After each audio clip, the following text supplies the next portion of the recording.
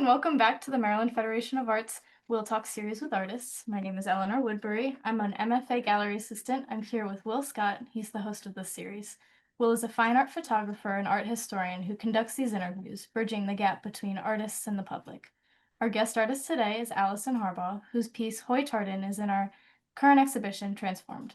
In her current works, Alison's collection transforms photographic images captured during her travels through Scotland and Sweden into layered compositions that celebrate texture, color, and depth. Her work explores how time and environment transform natural elements and human-made structures, from weathered buildings to the beauty of degrading metal. Welcome, Alison. Hi, thank you. Yeah. It's Well, always good to hear someone talk about your work. yeah, yeah. I talk to myself about it so much, so it's kind of nice to hear it. Yeah, Well, that's great. And Eleanor, thanks for introducing us. And sure. Allison, you and I have known each other for, I don't know, 10, 15 years or something like that. And I've always been very impressed with your energy and creativity. But I didn't realize that you were actually creating work that you would submit to an exhibition juror. And so I'm really excited you did that. You did it with the MFA. And it's a wonderful show. And your piece has a real nice placement near the entrance to the exhibition space. So it all kind of fell into place. And as a photographer myself, I don't do any of these kind of creative manipulations of the physical object at all. And so I'm fascinated by what you're doing. But first, would you just say a little bit about your uh, business, the Art Farm, uh, how long you've been doing it, where you're doing it, why you're doing it, and what you offer there? Okay. Yeah. So it's funny that you said you didn't know that I created my own artwork. It's because I really haven't in probably 10 years. So Art Farm is going on 12 years right now. And so it actually makes sense that I've finally crawled out of my hole and started to make some work. I had my last show 10, 11, probably 11 years ago, down at Tsunami, and I had one at 49 West around the same time. So you hadn't seen any work from me in that long because Art Farm has been growing and growing and growing since I first started it. Um, I started it about 12 years ago with a woman, Stacy Turner. She's another local artist. And about 3 years into our partnership, she and I parted ways so she could do something different. And Darren Gilliam became my partner. So Darren's been my partner in Art Farm for the last 8 or so years. And from there, we have grown the space. It was 1,000 square feet when it was down on West Street. And we moved up just before COVID, we moved up to Chinkapin Round Road and took over one space and then another space and then another space. So we have 3 spaces within the building. Art Farm is essentially children's art classes, adult workshops. We have stage shows, everything from burlesque to poetry nights. And then down the hall is And Creative, which is our newer kind of wing of all this. It's our gallery and event space. That's the space I'm in right now. And then across the hall, we just took over a photo studio, which is dear to my heart. And photographers can rent that by the hour to do natural light shoots or studio style shoots. So um, the original idea of Art Farm just came about because I was teaching photo workshops and I wanted a place to teach them instead of like the back of 49 West, which was Yeah. great at the time, but I really wanted my own space. And so it kind of grew from that little seed of my photography and teaching and wanting to teach more things and have a space for more people to be able to teach and also perform and show. So here we Well, are I'm today. I'm great that you've done. I'm very grateful and appreciative that you've done all of that because it's really an addition of something special to the arts community in Annapolis. And my grandchildren took a class one summer at your original location. I've been to events in your new location, and everybody who doesn't know about Art Farm should really take a look at their website or visit them at their actual physical location. But your work is, I think, really interesting. And so let's go ahead and talk about the work in our current exhibit, Transformed. When I first saw it as a digital image on my screen, I couldn't quite figure out what it was. I thought it might be a tapestry or simply an abstract painting. Not that that's simple. I don't, that's a bad word choice, but you know, it's beautiful. It's interesting. It has interesting rhythms and colors, but it turns out that it's film. Yeah, so what it is I have a slight obsession with photographing textures and just being in nature and traveling. And I have years and years and years of texture images in files, digital images. Hmm. And I kind of I was trying to think like what the heck to do with all these. Like there's some really great photographers that produce just massive texture photos as abstract art, and it's beautiful. And I didn't want to go that route because there's people already doing it. And if you know me, I don't like to do anything anyone else is doing. I want to try to forge my own path. So I was actually on a hike in Scotland with my husband, and all of a sudden this idea came to me because I'm starting to see these colors.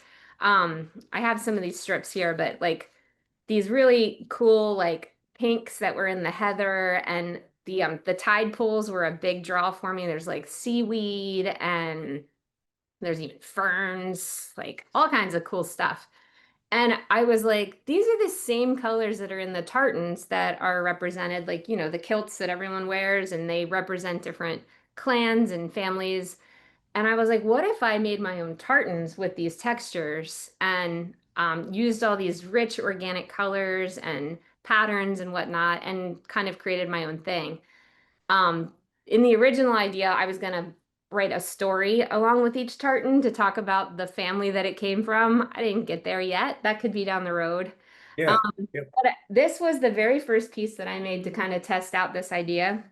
I don't know if you can see it. Yeah, you can see it. Yeah. Yeah.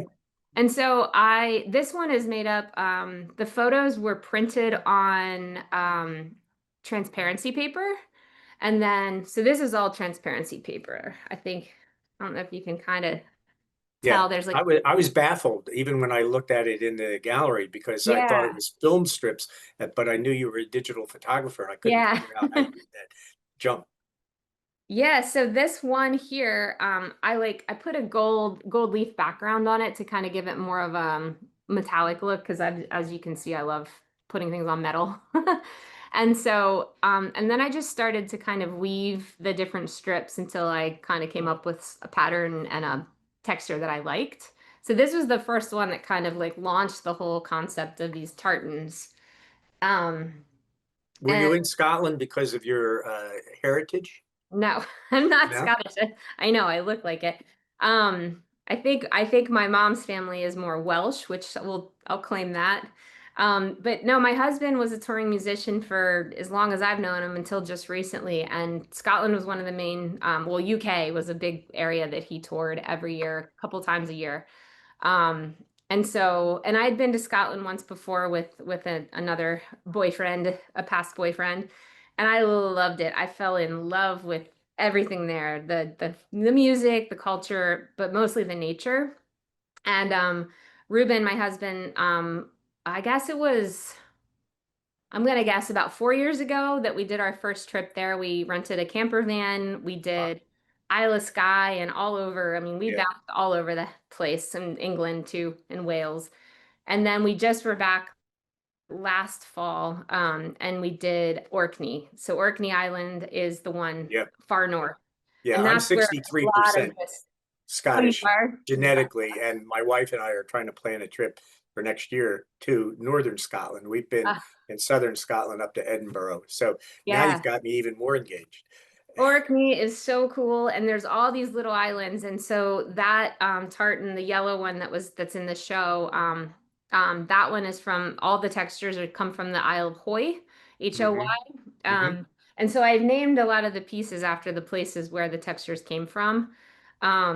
I've even done some textures like this piece here is mostly rusty. This one's gonna be a little harder to see because it's see-through. It's an old farm sifter. So it's Uh-huh. like a Yeah. metal I don't know, grid. And I just wove them in and out and kind of stapled them on the back. But it looks really cool when light comes through it. You can kind of see. Yeah. But this Now one, you have Oh, go ahead. we have some images of some of the places and some of these textures, right? Yes. So Yes. maybe we should look at one or two of those, and you can run through what it is and what you, if you have this strip in front of you, uh, Yeah. that you could show that and how you're utilizing it. Okay, this is the piece that's in the show. It's right Yep. at the entrance to the show. So if anybody wants to see it for itself, see the actual thing, please go down to the Circle Gallery on State Circle and the MFA Circle Gallery and take a look at this wonderful piece and the others that are in the exhibition. So these are some of the places that we went and some of the things like so this is the wider image that I would have shot and then I would have honed in like that bottom one like I print them on all Uh-huh. kinds of different papers to kind of see what the textures are looking like, what ones look best on paper, which ones look best on transparency paper. Um, so this is a selection of different places we went all over. I would say mostly this is the Orkney area. But I get excited about like the lichen or the moss that's growing on the roofs and Uh-huh. little tide pools, and you could see my husband in that bottom picture. He's teeny teeny. That place was magical. It was like this weird fishbowl of a place, and the clouds would go around us, and it was like a donut Oh. cloud, and it was always sunny right where we were. It was so weird. Oh. But the beach is there. Like it was just so mind-blowing because they're works of art as is, and even some of the wide shots like I've cut up and used like the top strip is my blues and the bottom strip are my greens, like you can see in this piece, you know. Mm. I've got thousands of pictures like this though, and so it's hard to decide where to begin sometimes when you're just have a pile of awesome textures, but I start to think of maybe how the colors work together. I want kind of like textures and like locations to go together. But everything from nature to we went to this really cool museum called Scapa Flow. Yeah. It's a museum. I hope I don't get this wrong, but it's about the war during World War II. All the ships were coming into port there to kind of It's a major anchorage for the Great Britain. yes, and there was all these cool rusting military vehicles and boats and anchors, and there was their old oil refinery. They saved it and like not restored it, but kept it as is, but cleaned it up, I guess. And so there's tons of pictures of that because I love industry as well. So like I have this weird juxtaposition of I love rusting metal and I love nature. Yeah. So I've got a question for you, kind of semi-technical and semi-artistic. yeah. Uh, you're using a digital camera. Hmm. So I know you know how to use the digital tools, the software tools to work with the imagery. Yeah. Why did you choose to make it physical like this instead of, because I think you can do all of this digitally. Yeah, I am so tired of the computer. I really, really, really am craving working with my hands. I've taken a wood turning class recently at Maryland Hall, and I'm begging my husband to build me a shed right now so I can have my own lathe. And I've been carving spoons. So I want to get back to the tactile kind of Yeah. art making. It's kind of what we push so hard here at Art Farm. So if I'm not Yeah. living that, I shouldn't be preaching it. I did my show 10 years ago was all digital. And I don't oh that piece is hanging out there. There might be a picture of it actually. But what I did digitally was I took images from my travels and I layered them and I created I called them dreamscapes. Yeah. A lot of times it was like silhouettes of people overlaid with a texture, overlaid with maybe like another part of the story. And I would kind of make up these little stories in my head. I think that comes from my like journalism like background, Hmm. photojournalist for so long. I love storytelling. So I was doing that just on my computer. And I kept trying to figure out ways to do that manually because it just felt too easy on the Hmm. computer. And Hmm. you know, I grew up in an analog world and I've worked in a digital world, so I'm really trying to get back to more analog because it makes my brain happy, it makes my hands happy, and it just feels a lot more rewarding to make something that is from like kind of from scratch. You've made it really clear, I think, in your answer to your question, why you're personally motivated to do this.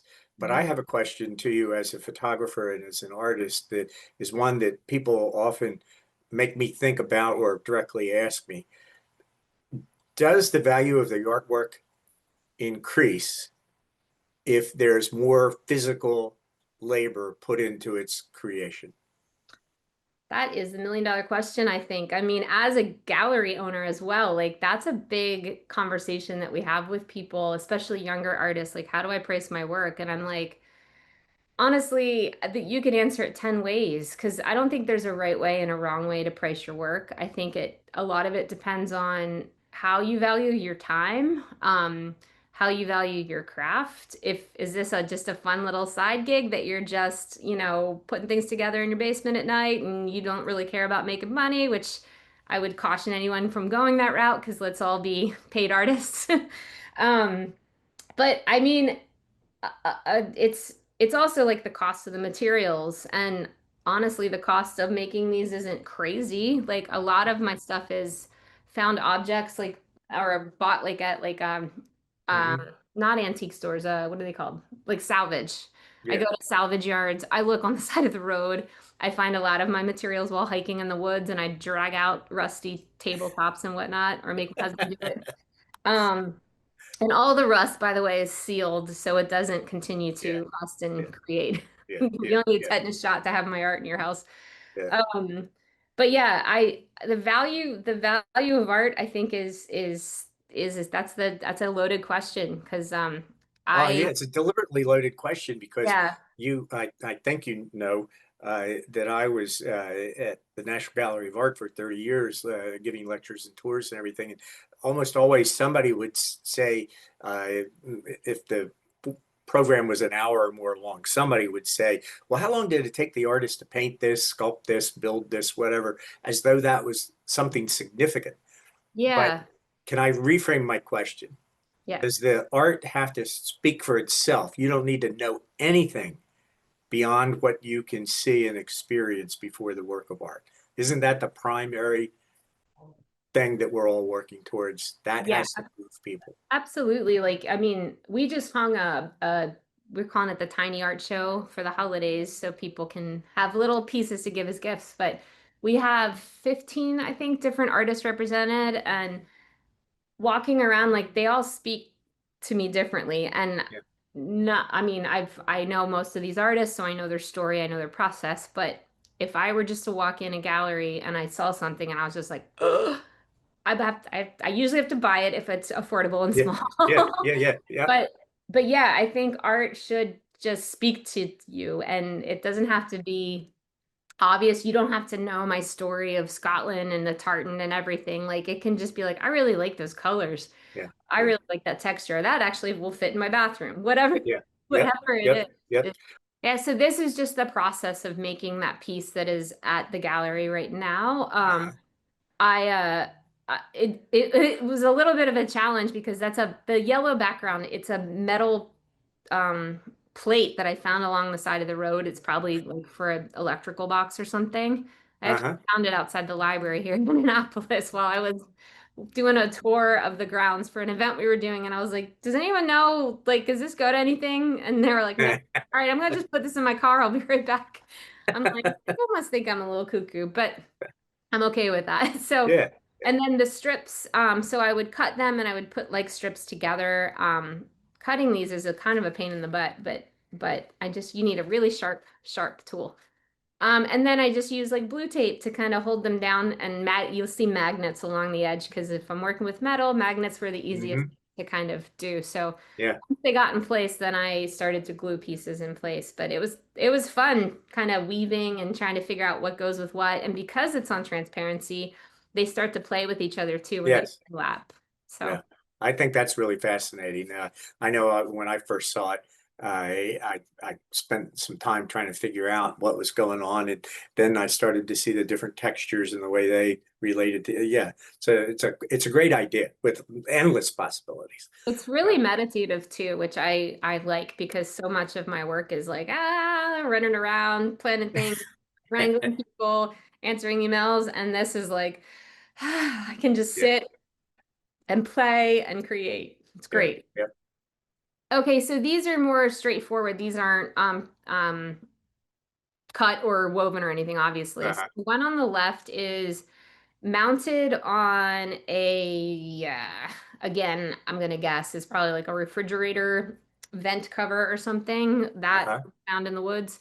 Um, the piece on top of it is printed on transparency paper, but that's one of the layered pieces I do on the computer. So I did bring a couple of those back into this last show I did in June. Hmm. We had Darren, my business partner, and I actually did our first show together ever last in June for Arts Week. So that was kind of fun. It forced me back into the world of making art. So that's a layered piece. Though they're all pictures from Scotland as well, layered there. So I think there's three different images in that piece. Yeah, And that's oh, it's beautiful and it's fascinating. You know, it's very evocative, the silhouettes against the uh is that the sea? Are they people standing on a rocky they're on a real big cliff watching the sunset. It was like I can't remember the name of the place, but it had a long, long, long walk out to a lighthouse, and Mhm. so we had walked out there and walked back. And anytime I see groups of people in silhouette, I shoot it because I use it for these all the time. Yeah, I yeah, did that the last show I had like 10 to 11 years ago was all images from India and Cuba. So they're similar feel because it's still that rusty kind of rustic look. So um it's kind of fun that these silhouettes have keep playing into yeah, it. yeah, yeah. We're kind of really running out of time now, so why don't we just go, you call for the next image and we'll try to go through them quickly because I'd like people to get a little broader idea of the kind of material you're utilizing. Sure, yeah, go ahead. You can flip it. So, the one on the left with this, well, they're both circles, but the one that looks like it's woven on the edges, that is another one of these layered images that I did. And I had these big metal rings that I picked up at the salvage yard. I think they're used for mold castings, something. The guy was trying to explain it to me and he wasn't quite sure either, but they're big. They're, I don't know, Uh-huh. 3 feet around. Um, and so I was trying to figure out like how to use it as a frame, and then I kind of came up with this idea of sewing in and out, kind of like a dream catcher. Yeah, So yeah. those were fun. And then the one on the right is all from that Scapa Flow Museum. Th- Hmm. That's also three different images, just layered, layered, layered, and printed on transparency, and then mounted. So Yeah, just kind of that's it. playing around with those. Well, you know, the circle is one of those, you know, basic images that humans always recognize, and they're in nature and they're in industry and, you know, man-made objects all the Yeah. time. So it's really a sort of a universal thing that's going to hold people's attention. Yeah, I really like the way you did you that. love circles. That gives a nice idea of the kind of breadth of what you're doing. Um, and I think I've gotten some new ideas that I might Yeah. want to try. Uh, It's so experimental and fun. Like the other night, I have to make a few small pieces for the show we have now, and this is literally this just torn up and layered. I mean, yeah, it's yeah. not rocket science, but it's just kind of taking things and breaking them down. And then this piece is one of my favorites. I might not sell it. We'll see. But it's just a different way of layering the transparency sheets. I just did them in waves instead. Hmm. So Hmm. it's been fun. It's been Yeah, really fun to kind of get back into it and be known as an artist again and not just like yeah, the yeah, arts administrator, business person, yeah. people Well, wrangling. I'm glad you've decided to go back to the studio and to start producing work, and I'm glad, really happy that you shared it with the MFA and with our audience. So I'd like to wrap up by thanking you again. for doing this. It was just as I hoped and expected it to be, because you're a dynamic person, your art is dynamic, Thank and you. we had a nice conversation together, and I hope people will enjoy it when they see it, and I hope it'll make more people want to come to the exhibition, Yes. because you're not the only outstanding artist in the exhibition, and it's just full of all these It's amazing. original, inventive, creative ways of using materials and imagery. So I think people will enjoy it, and artists may, like me, find something that makes them think of new explorations in their own work. So Yeah, I stopped by the other day and took a peek, and I was incredibly, and I'm just so inspired by so many of the artists, and yeah, jotted down some names of people I wanted to look into more. And yeah, good, good. definitely go. This is a great show. Good. All right. And Eleanor, thank you for monitoring this and keeping us on track in your nice introduction. And this is usually available in about 2 weeks. And then, you get a digital file of it and you do whatever you want with it. Perfect. Thank you. And we'll, of course, be putting it out to our audience through our YouTube channel. Perfect. All right. All right. Thank you guys so much. I appreciate it. Yeah, Yeah, thank well, you. if I don't see either of you before Thanksgiving, I hope you have a good Thanksgiving and don't eat too much turkey. Nah, I got a duck this year. Okay. All right. All right, All take right. care.